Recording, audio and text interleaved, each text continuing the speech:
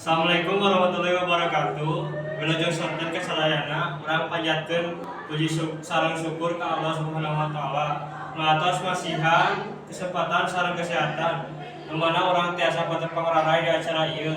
Sareng teu hilap oge ka junjungan Nabi Muhammad sallallahu alaihi wasallam sareng keluargana sareng ka urang sadayana oge. Ibu bapak anu dipikahormat sareng rerencangan anu dipikasinta, para wargi anu dipikahormat kusim kuring. Dina waktos ieu abdi bade ngadugikeun pentingna urang ngajaga kesehatan kanggo hirup urang sadayana. Urang sadayana wajib ngajaga kesehatan sareng kebersihan lingkungan. Teras urang teh kedah ngalaksanakeun hirup sadinten jeung cara anu sehat. Misalna membersihan awak pas urang teribak, membersihan kuku, nyikat waos anu rutin, jeung sajabana ta eta teh contoh cara hirup anu sehat. Contoh anu sanesna urang kedah miceur rutan di tempatna teu kenging sembarangan, terus lamun nyilu ulah di mana wae, batuk atawa bersin ge kudu nutupan bahan ambe teu nularkeun virus ka batur. Urang teh kedah mika cinta kalau bersihan urang diri urang sangkan hati urang ge suci jeung bersih. Lamun urang hayang janten jalmi anu jagjag waringkas, urang kedah soson bersihan diri urang sorangan tina sagala kotor aya.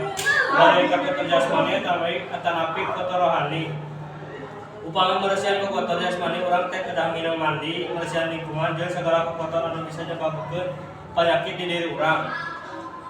Tuluy kumaha lamun bade bersihan ka kotor rohani? Carana nyaeta urang kudu ningkatkeun keimanan urang jeung ibadah urang ka Gusti Allah.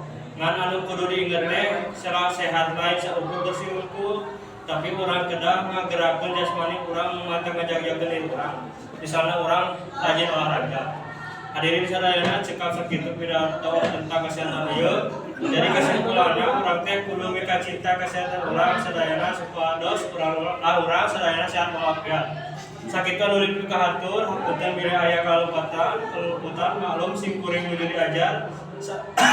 Salinten buat salinten di kelapaan hapunten abdi hapunten pami aya kalupatan. Wassalamualaikum warahmatullahi wabarakatuh.